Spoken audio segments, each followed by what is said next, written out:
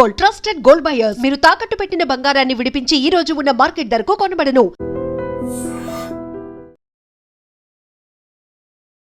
నమస్తే, welcome to I dream. నేను వలి.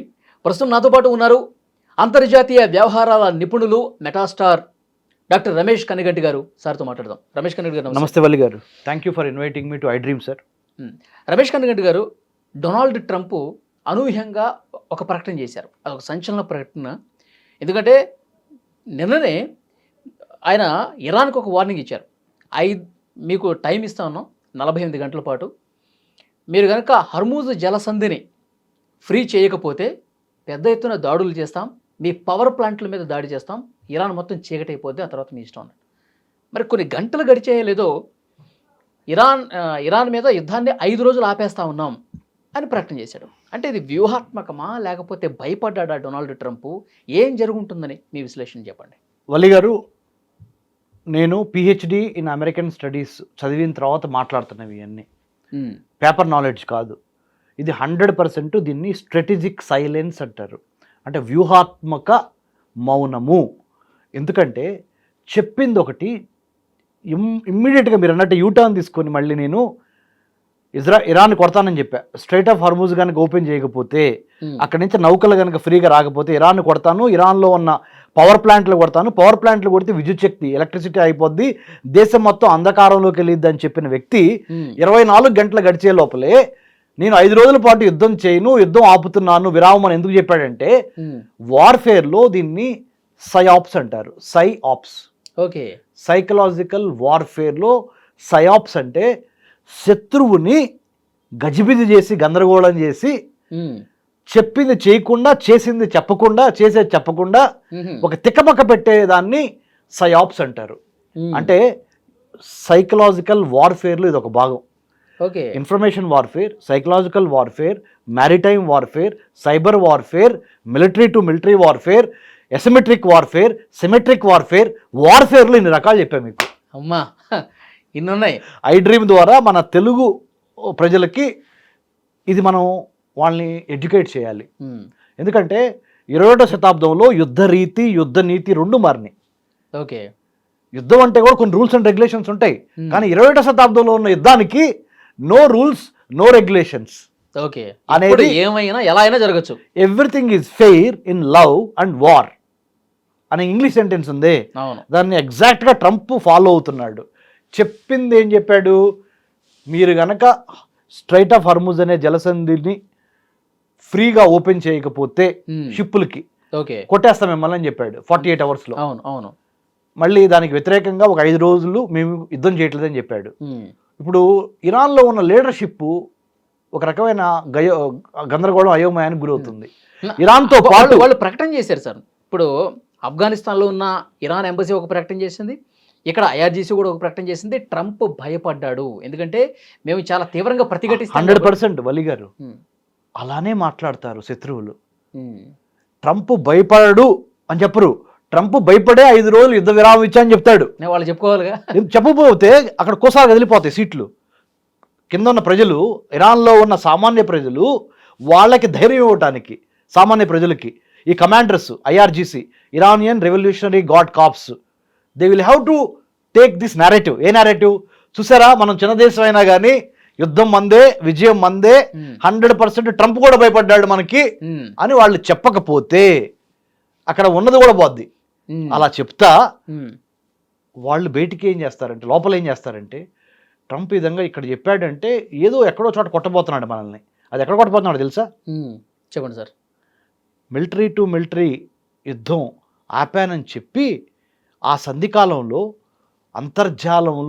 అంతర్జాలం ద్వారా, అంటే ఇంటర్నెట్ ద్వారా ఇరాన్లో ఉన్న పౌర సేవలు, మిలిటరీ సేవలు, ఎనర్జీ సేవలు, ఎకనామిక్ సేవలు అంటే services, economic services, energy services, strategic సర్వీసెస్కి అంతటికి మూలం ఏంటి? ఇంటర్నెట్. అవును. ఆ ఇంటర్నెట్లో సైబర్ వార్ఫేర్ ద్వారా ఇంటర్నెట్లో ప్రవేశించి ఇరాన్లో ఉన్న ఇంపార్టెంట్ కనెక్షన్స్ కట్ చేసుకుంటూ వస్తారు అమెరికన్స్. ఇప్పుడు సైబర్ వార్ఫేర్, తర్వాత ఇన్ఫర్మేషన్ వార్ఫేర్, తర్వాత psychological warfare, economic warfare, military warfare, strategic warfare, operational / tactical warfare. Okay. Asymmetric warfare, symmetric warfare, ఫైనల్గా ఇన్ఫర్మేషన్ వార్ఫేర్. శత్రు దేశాన్ని గందరగోళంలో పెడతామే యుద్ధ ప్రణాళికల్లో ఒక ప్రణాళిక. అంటే ఇటువైపు నుంచి మేము యుద్ధం ఆపేసాం అని చెప్పి పరోక్షంగా వేరే సైడ్ నుంచి కొట్టాలి. అసలు 100% అమెరికా యుద్ధం ఆపిందని చెప్పి ఇజ్రాయెల్ చేత దాడులు ఎక్కువ చేపిస్తాడు. ఓకే. నెంబర్ 1. యూరోపియన్ యూనియన్లో ఉన్న యూకే చేత కూడా దాడులు చేపిస్తాడు ఇప్పుడు. ఎందుకు డిగో గార్షియా మీద మొన్న ఇరాన్ బ్యాలిస్టిక్ మిసైల్స్ వేసింది. యూకే యుఎస్ఏ కలిసిన డిగో గార్షియా హిందూ మహాసముద్రంలో, అది ఒక స్ట్రాటజిక్ అసెట్ అమెరికాకి ఇంగ్లాండ్కి కలిపి. అవును, అది 4000 కిలోమీటర్ల దూరంలో ఉన్నది కొట్టారు. ఇరాన్ అంత క్యాపబిలిటీ సంపాదించింది అని వచ్చింది కదా న్యూస్. అవును. మరి ఆ న్యూస్కి సంబంధించి మరి వీళ్ళేం చేయాలి, యూకే అని అమెరికా, అరే నీకు అంత సీన్ లేదురా అని చెప్పే పరిణామ క్రమంలో యుద్ధం ఆపుతున్నానని చెప్పి ఓ పక్కన యూరోపియన్ యూనియన్లో ఉన్న జర్మనీ, ఫ్రాన్స్, యూకే, ఇటలీ లాంటి దేశాలని స్లోగా తన వైపు తిప్పుకోవటానికి సెక్రటరీ ఆఫ్ స్టేట్ మార్కో రూబియోని బయటికి పంపించాడు వాళ్ళ దగ్గరికి దౌత్యం చేయడానికి. ఓకే. యూరోపియన్ యూనియన్లో ఉన్న 27 దేశాలు ఉన్నాయి. యూరోపియన్ యూనియన్లో నేటో కంట్రీస్ 32 ఉన్నాయి. 32లో 2 కంట్రీస్ అమెరికా, కెనడా, మిగతా 30 దేశాలు యూరోపియన్ యూనియన్లో నుంచి వచ్చిన దేశాలు. ఓకే. రైట్. వీటిలో నుంచి కొంత బలాన్ని లాక్కోవడానికి అమెరికన్ ప్రెసిడెంట్కి కొంత సంధికాలం కావాలి. డిప్లొమాటిక్ స్ట్రాటజిక్ సైలెన్స్ అని చెప్పా, వ్యూహాత్మక మౌనం అని చెప్పా. ఓకే. దానికి వాడుకుంటాడు. తర్వాత వాళ్ళందరూ వస్తారా సార్ ఇప్పుడు? 100%. ఎందుకు వస్తారంటే స్ట్రైట్ ఆఫ్ హార్ముజ్ క్లోజ్ అవుతాం. అరే ఎందుకురా అసలు స్ట్రైట్ ఆఫ్ హార్ముజ్ని ఎందుకు క్లోజ్ చేయాలనుకున్నాను తెలుసా? ఇరాన్ మీద కోపంతో కాదు. ఎందుకు కొట్టాలనుకున్నానంటే స్ట్రైట్ ఆఫ్ హార్ముజ్ని నేను అమెరికా వైపు నుంచి, నేనే డొనాల్డ్ ట్రంప్ అనుకోండి, నా యొక్క యుద్ధం ఇరాన్తో కాదు బలి గారు, నా యుద్ధం చైనాతో. చైనా యొక్క మూలం ఎక్కడుంది? ఇంధనము. ఇంధనం ఎవరి దగ్గర ఉంది? అమెరికా మిత్రపక్షాలైన గల్ఫ్ కోఆపరేషన్ కౌన్సిల్ కంట్రీస్ దగ్గర, అమెరికా శత్రుపక్షమైన ఇరాన్ దగ్గర చైనాకు కావాల్సిన ఆయిల్, న్యాచురల్ గ్యాస్ ఉంది. ఓకే. ఆ ఆయిల్, న్యాచురల్ గ్యాస్ ఇంకొకరి దగ్గర కూడా ఉంది. లాటిన్ అమెరికాలో వెనుజులా దగ్గర. నేను వెనుజులాని మూసేశా. అమెరికన్ పాయింట్ ఆఫ్ వ్యూలో మాట్లాడుతాను. అమెరికన్ డొనాల్డ్ ట్రంప్ చేసింది వెనుజులాని మూసేశాడు. వెనుజులాని మూసేసి చైనాకి చెక్ పెడతానికి ఇరాన్ని, గల్ఫ్ కోఆపరేషన్ కౌన్సిల్ కంట్రీస్ని స్ట్రైట్ ఆఫ్ హార్ముజ్ ద్వారా బయటికి రానివ్వకుండా అక్కడి నుంచి ఆయిల్ మూసేశాడు. ఇదంతా ఎవరి మీద పడుతుంది? బరువంతా చైనా మీద పడుతుంది. ఓకే. బయలాజికల్ వార్ఫేర్, కంటికి కనిపించిన శత్రువుని కోవిడ్ని పంపించి అమెరికాని అతలాకుతలం చేయాలనుకున్న geopolitical, geo strategic warfare China ఉపయోగించింది ఏంటి? COVID-19 అనే ఒక వైరస్, మ్యాన్ మేడ్ వైరస్ని వదిలింది. ఐ డ్రీమ్ ద్వారా నేను తెలుగు ప్రేక్షకులకి, తెలుగు ప్రజలకు చెప్తున్నా, బిగ్ పిక్చర్ని అర్థం చేసుకోండి. War is not between Iran and Israel. Iran and Israel జరుగుతున్న వారు చిన్నది జరుగుతుంది, రీజనల్ వార్. అది మెయిన్ ఫ్రేమ్ ఏంటంటే అమెరికా వర్సెస్ చైనా. ఓకే. అమెరికాని కొట్టాలంటే చైనా ఏం చేయాలి, చైనాని కొట్టాలంటే అమెరికా ఏం చేయాలి? మొన్న హర్ముజ్ జలసంధి దగ్గర కూడా ఎవరైనా సరే ఆ ఆయిల్ని కొనుగోలు చేయడానికి చైనా రూపీస్లో మీరు కొనుగోలు చేయండి అని చెప్పి ఒక కండిషన్ తీసుకొచ్చింది ఇరాన్. అవును. అంటే చైనా యుద్ధాన్ని ఇన్వాల్వ్ చేసే పరిస్థితి అక్కడ కనిపిస్తుంది క్లియర్గా. బ్రదర్ వలీ, మన తెలుగు ప్రజలకు చెప్తున్నా మీ ద్వారా, ఐ డ్రీమ్ ద్వారా, ఇరాన్ వెనుకున్న బలం ఏంటి చెప్పండి? China, Russia, north Korea, Turkey, ఇవి స్టేట్స్ ఇరాన్ వెనుకున్నాయి. ఇరాన్ ప్లస్ ఈ 4 స్టేట్స్ కలిపితే ఎన్ని? 5 అయినాయా? రైట్. ఇంకొక 3 నాన్ స్టేట్ యాక్టర్స్ ఉన్నాయి, అంటే ఎక్స్ట్రీమిస్ట్ ఆర్గనైజేషన్స్.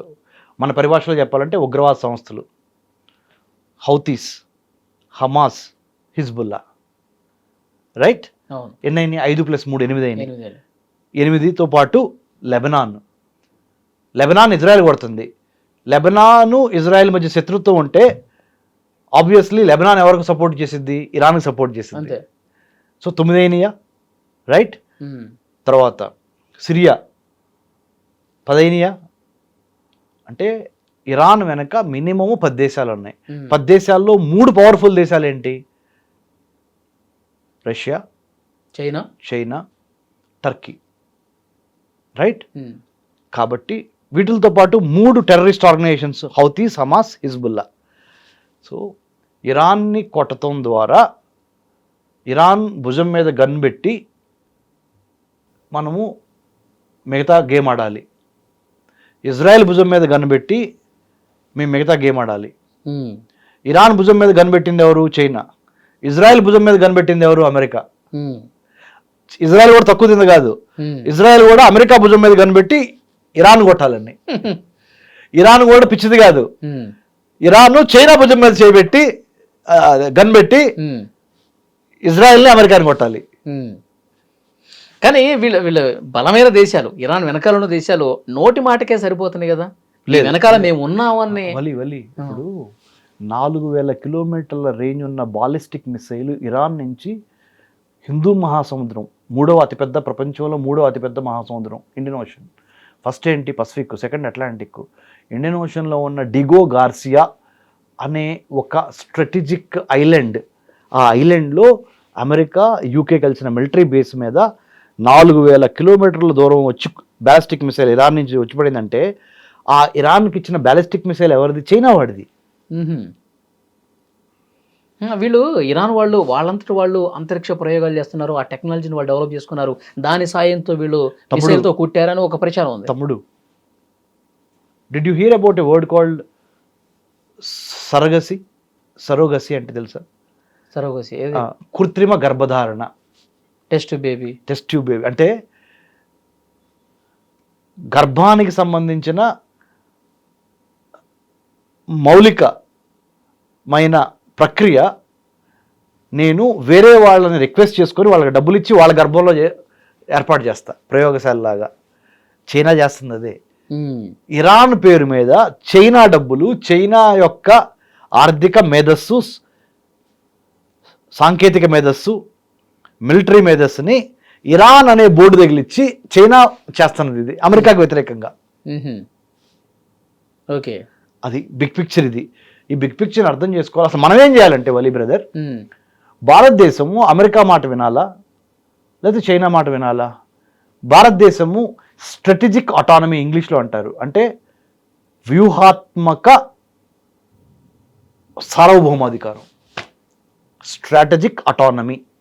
ఓకే, అంటే వ్యూహాత్మకంగా భారతదేశము చైనా చేసేది, అమెరికా చేసేది గమనిస్తా తన జాతి లక్ష్యాలకు అనుగుణంగా ఇప్పుడు జరుగుతున్న విషయంలో చైనా ఏ విధంగా ప్లే చేస్తుంది రోలు, అమెరికా ఏ విధంగా రోల్ ప్లే చేస్తుంది, భారతదేశానికి సంబంధించిన అంతర్గత భద్రతా విదేశీ వ్యవహారాలను కాపాడుకోవడానికి మనం ఏం చేస్తున్నాము అనేది మనము చాలా జాగ్రత్తగా ఆలోచించుకొని, అటు పూర్తిగా అమెరికా వైపు టిల్ట్ అవ్వకూడదు, పూర్తిగా చైనా వైపు టిల్ట్ అవ్వకుండా మనము చాలా అబ్జర్వెంట్గా ఉండి. ఇప్పుడు అదే జరుగుతుంది ఇప్పుడు. అందుకని మీరు గమనించారా, ఫస్ట్ అమెరికా, ఇజ్రాయెల్ కలిసి ఇరాన్ మీద దాడి చేసినప్పుడు భారతదేశం ఖండించలా. 1 వీక్ టైం తీసుకున్నాం మనం. అవును, తర్వాత ఖండించాం. ఇరాన్ కూడా పక్కనున్న గల్ఫ్ దేశాల మీద బాంబులు వేసినప్పుడు ఏమంటే సారీ చెప్పాల, పక్కనున్న గల్ఫ్ దేశాలకి ఒక 1 వీక్ తర్వాత సారీ చెప్పినాయి. సారీ చెప్పి మళ్ళీ ఏమైనా ఆపినాయా? ఆపలా. అవును. సో ఇక్కడ నేను ఏం చెప్తున్నానంటే, ఏ దేశము ఆ దేశానికి సంబంధించిన ఇంట్రెస్ట్లను కాపాడుకోవడంలో బిజీగా ఉన్నాయి. మానవాళికి సంబంధించి, మానవత్వానికి సంబంధించి, మానవ సంక్షేమానికి సంబంధించి, మానవ రక్షణకు సంబంధించిన కామన్ ఆబ్జెక్టివ్ మీద ఎవరు పనిచేయట్లా. నా దేశానికేంటి, నా దేశానికేంటి, నా దేశానికేంటి, what's in it for me, what's in it for me, what is it for us, మనకేంటి అని అడగట్లా. నాకేంటి అని అమెరికా అడుగుతుంది, నాకేంటి ఇజ్రాయెల్ అడుగుతుంది, what do I get out of it Iran అడుగుతుంది నాకేంటని. ఓకే, కంబైన్డ్గా ఆలోచించి మనకేంటి అని ఎవ్వరు అడగట్లే ఇక్కడ. ఆ మనకేంటి అని అడగగలిగిన అవసరము, ఆవశ్యకత, సందర్భము ఎవరికొందో తెలుసా? ఒక్క భారత్కి మాత్రమే ఉంది. ఎందుకు చెప్పనా? యుద్ధంలో మెయిన్గా ఉన్న దేశాలు ఏంటి? అమెరికా, ఇజ్రాయెల్ ఓ పక్కన, ఇరాన్, చైనా, రష్యా ఓ పక్కన. అందరితోనూ మాట్లాడగలిగింది ఒక భారతే. విశ్వగురు. అసలు అంటే నేను బీజేపీ గురించి, బీజేపీని పొగుడుతా, ప్రధానమంత్రి గారిని పొగుడుతా మాట్లాడతా, నేను పార్టీతో సంబంధం లేదు. మీరు ప్యూర్గా ఆబ్జెక్టివ్గా ఆలోచించండి. అటు రష్యాతోనూ మాట్లాడగలదు ఎవరు? భారత్. అంటే ఇండియా. చైనాతోనూ మాట్లాడగలదు, అమెరికాతో మాట్లాడగలదు, ఇజ్రాయెల్తో మాట్లాడగలదు, ఇరాన్తో మాట్లాడగలదు, గల్ఫ్ కోఆపరేషన్ కౌన్సిల్ కంట్రీస్ అయిన Saudi Arabia, ఖతారు, Oman, Bahrain, Kuwait, ఎవరితోనైనా మాట్లాడగలిగిన విల్, స్కిల్ ఎవరికి ఉంది? ఇండియా, భారత్కు ఉంది. కాబట్టి నేను తెలుగు ప్రజలను కోరుకునేది ఏంటంటే 195 దేశాల మానవాళిలో 8 బిలియన్ పీపుల్ ఉన్నారు, 800 కోట్ల మంది. 800 కోట్ల మందిలో ఒక్క ఆసియా ఖండంలోనే ఇండియా చైనా కలిపితే 300 కోట్ల మంది ఉన్నాం మనమే. ఇంకా మిగతా దేశాలన్నీ కలుపుకుంటే సగం, అంటే 400 కోట్ల మంది ఈ ఆసియా ఖండంలో ఉన్నారు. ఓకే. ఈ 21వ శతాబ్దము 21st century belongs to Asia, అంటే మన ఆసియా ఖండం. మన పవన్ కళ్యాణ్ సాంగ్ ఉంది తెలుసుగా, ఏ మేరా జహా ఏషియా మేరా గర్ అని పాడతాడు ఆయన. అవునవును, అది వచ్చేసింది, ఆ టైం వచ్చింది. ఇంకోటి చెప్పనా మీకు, భారత్కి అన్ని దేశాలతోనూ ఒప్పించగలిగిన సమయం ఆసన్నమైంది. కాబట్టి ఇప్పుడు మనం ఈ నాయకత్వం, భారత నాయకత్వంలో ఇప్పుడు ప్రోయాక్టివ్గా, ప్రిడిక్టివ్గా, ప్రెడిటరీ PREDATORY అన్ని మనమే అయ్యి, నాయకత్వం ఎవరు పెళ్ళంలో పెట్టేవారు తమ్ముడు. భారతదేశం ఇప్పుడు నాయకత్వాన్ని క్లెయిమ్ చేసుకోవాలి, వరల్డ్ లీడర్ అవ్వాలి. అరే ఇప్పుడు ఈ సందర్భాన్ని, ఈ అవకాశాన్ని సద్వినియోగం చేసుకోవాలి, చాలా సద్వినియోగం చేసుకోవాలి. ఎలా చేసుకోవాలంటే ఇక్కడ ఒక చిన్న సమస్య ఉంది సద్వినియోగం చేసుకునే ప్రాసెస్లో. ఇది లాస్ట్ మాట, నేను ముగిస్తా. భారతదేశం జనాభా 140 కోట్ల మంది తమ్ముడు. 140 కోట్ల జనాభాకి ఇండియన్ ఐఏఎస్ ఆఫీసర్స్ ఎంతమంది ఉన్నారు, IPS ఎంతమంది ఉన్నారు, ఇండియన్ ఫారెన్ సర్వీస్ ఆఫీసర్స్ ఎంతమంది ఉన్నారు, IFS, డిప్లొమాట్స్ అని తీసినప్పుడు లెక్క 140 కోట్ల మంది ఉన్న భారతదేశంలో కనీసం 1.5 కోటి నుంచి 2 కోట్ల వరకు భారతదేశానికి బయట మన భారతీయులు నివసిస్తున్నారు. అందుట్లో 1 కోటి మంది దాకా ఈ గల్ఫ్ కోఆపరేషన్ కౌన్సిల్ కంట్రీస్లో మన వాళ్ళు అక్కడ చిన్న ఉద్యోగం, బ్లూ కాలర్ వర్క్, చిన్న ఉద్యోగాలు, పెద్ద ఉద్యోగం, వైట్ కాలర్ వర్క్ 2 చేస్తున్నారు. ఇంజనీర్లు మన వాళ్ళే, కూలోళ్ళు మన వాళ్ళే.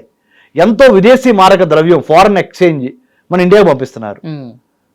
మరి వాళ్ళ యొక్క యోగక్షేమాలు చూస్తానికి యుద్ధం మూలాన వాళ్ళందరూ అక్కడ ఇరుక్కుపోయి ఉన్నారు. సౌదీ అరేబియాలో, ఖతర్లో, బహ్రెయిన్లో, ఇరాన్లో, ఇజ్రాయెల్లో, UAEలో, కువైట్లో మన వాళ్ళు ఉన్నారు. అవును, ఉన్నారు. వాళ్ళు వెనక్కి తీసుకురావాలి. మనం చిలికి గాలువాన యుద్ధం, మిగతా వాటి మీద కూడా బాంబులు వేసే స్థాయికి వెళ్ళిపోయింది అనుకో ఇరాన్ నుంచి. ఈ గల్ఫ్ కోఆపరేషన్ కౌన్సిల్ కంట్రీస్ లో మిగతా నార్మల్ గా జనావాసాల మీద పడింది అనుకో, మామూలు నార్మల్ హౌసింగ్ మీద పడింది అనుకో, మన వాళ్ళకి కూడా ఇబ్బంది కదా. ప్రాణం పోతే రాదుగా, డబ్బులు పోతే సంపాదించుకోవచ్చు, ప్రాణం పోతే రాదుగా. కాబట్టి భారతదేశానికి ఐ డ్రీమ్ ద్వారా, మరి ముఖ్యంగా మన తెలుగు ప్రజలకు నేను చెప్పేది ఏంటంటే, మన ప్రధానమంత్రి గారి ఆధ్వర్యంలో, జయశంకర్ గారు మన విదేశీ వ్యవహారాల శాఖ మంత్రి గారి ఆధ్వర్యంలో ఉన్న విదేశీ వ్యవహారాల మంత్రిత్వ శాఖలో ఓన్లీ 1400 మంది full time Indian foreign service officers మాత్రమే ఉన్నారు. IFS, డిప్లొమాట్స్, రాయబారి, దౌత్యవేత్త. వాళ్ళ కింద పనిచేయడానికి వాళ్ళకి సహాయార్థం ఒక మినిస్టీరియల్ స్టాఫ్ / సెక్రటేరియల్ స్టాఫ్ అంటారు. అంటే కలెక్టర్ గారి కింద పనిచేసే మిగతా శాఖలు అనుకో, ఎగ్జాంపుల్ చెబుతున్నా. వాళ్ళ సంఖ్య మొత్తం కలిపితే ఆ యొక్క 6-7 వేలు, ఈ యొక్క 1400 నుంచి 1500 మందికి IFS ఆఫీసర్లు. అంటే 10,000 మంది కలిసి 1 కోటి మంది భారతీయులు గల్ఫ్ కోఆపరేషన్ కౌన్సిల్ కంట్రీస్లో ఉన్నారు కదా, వాళ్ళని 10,000 మంది వెనక్కి తీసుకురాగలరా? చాలదు. వేరే దేశంలో ఉన్న అంబాసిడర్స్తో మాట్లాడాలి, ఇవాక్యువేషన్ అంటే అక్కడ వాళ్ళ నుంచి తరలించాలి, డాక్యుమెంటేషన్ చేయాలి. సో భారత విదేశీ వ్యవహారాల శాఖ మంత్రిత్వ శాఖలో ఉన్న సంఖ్యను పెంచాలి, ఉద్యోగుల్ని పెంచాలి, డిప్లొమాట్లను పెంచాలి. అది ఇమ్మీడియట్గా జరగదు నాకు తెలుసు, కానీ ప్రాసెస్ ఇప్పుడు స్టార్ట్ చేయాలి. శాంతి సమయంలోనే అంతమందిని యుద్ధం ఎఫెక్ట్ అయ్యే అంతమందిని మనం ఇండియాకి తీసుకురావాల్సిన పరిస్థితులు ఉన్నాయా ఇప్పుడు? 100% వలి ఉన్నాయి బ్రదర్. మీరు నమ్మండి, నేను చెప్పిన అతిశయోక్తి చేయట్లా నేను. 100% ఈ వారు ఇప్పుడు ఆగతమ్ముడు. అంటే సంవత్సరాల తరబడి కొనసాగే వారే అంటారు ఇది. 100% రష్యా యుక్రెయిన్ కన్నా దాని బాప్ ఇది. రష్యా యుక్రెయిన్ కన్నా బాప్ అని చెప్తున్నా నేను. అంతే. ఇది క్లాస్ ఆఫ్ సివిలైజేషన్స్గా కూడా పర్మనెంట్ మారచ్చు, నాగరికతల మధ్య యుద్ధంగా కూడా మారచ్చు, మతాల మధ్య యుద్ధంగా కూడా మారచ్చు. నేనేమి సెన్సేషన్ చేయట్లా. ఉన్నది గ్రౌండ్ రియాలిటీ చూసి చెప్తున్నా. ఓకే. జుడాయిజము, క్రిస్టియానిటీ, ఇస్లాం 3 కొట్టుకునే సందర్భం ఇది. చైనా, అమెరికా కొట్టుకునే సందర్భం. కానీ దాన్ని ఆపగలిగే నాయకుడు మోదీ. భారతదేశం under the leadership of Narendra Modi గారు, అజిత్ దోవల్ గారు, మరింత జయశంకర్ గారు. క్లిష్ట పరిస్థితుల్లోకి నెట్టకుండా ఉండాలంటే మనం చొరవ తీసుకొని, ఇండియా చొరవ తీసుకొని, అబ్సల్యూట్లీ చొరవ తీసుకొని అన్ని దేశాలతో మాట్లాడాలి. ఇంకొక మాట చెప్తా ముగిస్తున్నా. మనకి ఖురాన్ చెప్పిన, భగవద్గీత చెప్పిన, బైబిల్ చెప్పిన ఏం చెప్పినాయి అంటే you do your work, leave the rest to the god. అపనా కర్మ కరు, ఫలితాన్ని భగవంతునికి వదిలేసే అని చెప్పారు. ఇప్పుడు మనం చేయాల్సిన పని అదే. అన్ని దేశాలతో మాట్లాడి అత్యవసర సమావేశాలు యునైటెడ్ నేషన్స్ ద్వారా ఏర్పాటు చేస్తారా, లేదా భారత్కి పిలిచి లేకపోతే భారత్లో కూర్చోబెట్టి మాట్లాడతారా అంటే ఢిల్లీలో కొట్టుకునే వాళ్ళందరినీ, యుద్ధం చేసే వాళ్ళందరినీ, లేదా ఢిల్లీ బయట ఎక్కడ కూర్చొని పెట్టి మాట్లాడతారా? ప్రయత్నం చేయండి. సామం, దానం, భేదం వాడండి. దండం అవసరమైతే చిన్న చిన్న కంట్రీస్ అయితే కొద్దిగా అంటే మీరు ఢిల్లీ స్థాయిలో కూడా అక్కడ ఉన్నటువంటి అఫీషియల్స్ తో మీరు మాట్లాడతారు నేషనల్ కాబట్టి, security studies experts committee chairman ఉన్నాను కాబట్టి మీరు అందరితో టచ్ లో ఉంటారు కాబట్టి ఆ రకమైనటువంటి పరిస్థితులు కనిపిస్తున్నాయా? మనం యాక్టివ్ రోల్ తీసుకుని, మనం ఆ పాత్ర తీసుకుని యుద్ధాన్ని ముగించే ప్రయత్నం చేసే పరిస్థితులు ఉన్నాయంటారా? పరిస్థితులు ఉన్నాయి, కానీ చాలాది. ఇంకా బలం పెంచాలి, తీవ్రత పెంచాలి, వర్క్ పెంచాలి. ఇంకా ఓకే, అంటే we have to give more resources, more time, more energy to design peace and deliver peace. Design చేసి డెలివర్ చేయాల పీస్ మోడల్ని. ఓకే, శాంతిని కాపాడటానికి భారతదేశము ఒక మోడల్ని డిజైన్ చేసి ఆ మోడల్ని ఒప్పించి చర్చల ద్వారా ఒప్పించి డెలివర్ చేయాలి ప్రపంచానికి. అప్పుడే నీకు విశ్వగురు అనే ఒక టైటిల్ నువ్వు కూర్చోగలుగుతావు. ఇంకా సార్థకం అయిపోద్ది, చరిత్ర చెప్పుకుంటుంది. కాబట్టి మనము రాజ్యం వీరభోజ్యం అంటారు, వీరులకు మాత్రమే రాజ్యం దక్కుద్ది. కాబట్టి భారతదేశానికి ప్రపంచంలో అగ్రగామిగా నిలబడాలి అంటే శాంతి తీసుకురావాలి. యుద్ధము ఎవరిని గొప్పవాళ్ళని చేయలేదు. తాత్కాలికంగా యుద్ధం గెలవచ్చు మీరు, లాంగ్ టర్మ్లో అన్ని వినాశనాలే. మరి ముఖ్యంగా టెక్నాలజీ పెరిగిన ఈ రోజుల్లో drone swarms, bots, unmanned aerial vehicles, nuclear powered vehicles, artificial intelligence enabled warfare, కృత్రిమ మేధస్సు యుగం ఇది. సహజ మేధస్సుని చంపేస్తున్న యుగం. కాబట్టి ఇప్పుడు మరి ముఖ్యంగా యుద్ధం అనేది చాలా డేంజరస్గా అయింది. అవును, చిన్న ఉదాహరణ, వేల కోట్ల రూపాయలు ఖర్చు పెట్టిన అమెరికా యొక్క bombers, F-15, F-30, F-35, 30, all these are B-2, B-1, B-2 bombers, చిన్న చిన్న డ్రోన్స్ ఇరాన్ పంపించి, అంటే వీళ్ళకి లక్షలు ఖర్చు అయితే వాళ్ళ కోట్లు. సో మీకు అర్థమవుతుందిగా. సో ఎవరికి ఏం చివరికి బూడిద మిగులుద్ది. అంతే. ఆ బూడిద మిగలకుండా ఉండాలి అంటే భారత్, BHARAT, తమ్ముడు వలి షో ద్వారా, నీ షో ద్వారా, ఎందుకంటే తమ్ముడు నువ్వంటే నాకు బాగా ప్రత్యేక అభిమానం వలి, నీ షో ద్వారా నేను మన తెలుగు ప్రజలకు చెప్తున్నా, భారత్ అంటే ఏంటంటే build a harmonious but audacious Raj to advance trade, technology, tourism, talent and to decimate terrorism. Bharat అంటే మీనింగ్ అది. బిల్డ్ ఏ హార్మోనియస్, సఖ్యంగా, సానుకూలంగా అందరినీ కలుపుకెళ్ళే మనస్తత్వం. బిల్డ్ ఏ హార్మోనియస్గా అంటే సఖ్యతతో, సామరస్యంతో ఉండే దేశాన్ని నిర్మిస్తా. Not only India's internal security but outside also, అంతర్గతంగాను బాహ్యపరంగాను. బట్ అడాషియస్ రాజ్, అడాషియస్ అంటే ధైర్యవంతమైన, ధైర్యశాలి భారత్. సామరస్యము, ధైర్యము కలగలిపి భారత్ యొక్క టెక్నాలజీని, భారత్ యొక్క ట్రేడ్ని, భారత్ యొక్క టాలెంట్ని, భారత్ యొక్క టూరిజాన్ని డెవలప్ చేస్తా, టెర్రరిజాన్ని కుక్కుటి వెళ్తూ తొక్కేస్తా, అధపాతాళానికి టెర్రరిజాన్ని నొక్కేస్తా. 2047 కల్లా 100 సంవత్సరాల వికసిత భారత్ సాధించి ప్రపంచంలో నెంబర్ 1 పొజిషన్ కొట్టాలంటే ప్రతి విజయం వెనక ఒక టెస్ట్ ఉంటుంది. టెస్ట్లో పాస్ అవ్వకుండా నువ్వు విజయం సాధించలేవు. అంతేగా. అంతే కదా. ఎగ్జామ్ లేకుండా నువ్వు విక్టరీ సాధిస్తావా? లేదు. భారత్కి ఈ యుద్ధాన్ని ఆపటం అనేది ఒక test. There is no testament without a test అంటారు ఇంగ్లీష్లో. టెస్ట్మెంట్ అంటే నేను గర్వంగా నేను గెలిచానని చెప్పుకోవడానికి ఒక టెస్ట్ నువ్వు పాస్ అవ్వాలా. అంతేగా. ఏం టెస్ట్ తెలుసా అది? మనది కాదు యుద్ధం, మనం స్టార్ట్ చేయాల, కానీ మనం స్టార్ట్ చేయని యుద్ధాన్ని ఆపగలగటమే భారత్ యొక్క సమర్థతకి ఇదొక చిహ్నము, ఇదొక కలికి తురాయి అవుద్ది ప్రపంచ చరిత్రలో. Super super super. జై హింద్. జై హింద్. సూపర్. మీరు చెప్తున్నట్టు ఈ యుద్ధాన్ని ఆపే బాధ్యత వేగంగా తీసుకొని దీన్ని ఒక కొలిక్కి తీసుకురావాల్సినటువంటి పరిస్థితి ఉంది. ఇండియా ఆ విధంగా చేస్తుందని ఆశిద్దాం. యుద్ధం త్వరగా ముగిసిపోవాలని కోరుకుందాం. Thank you very much. జై హింద్.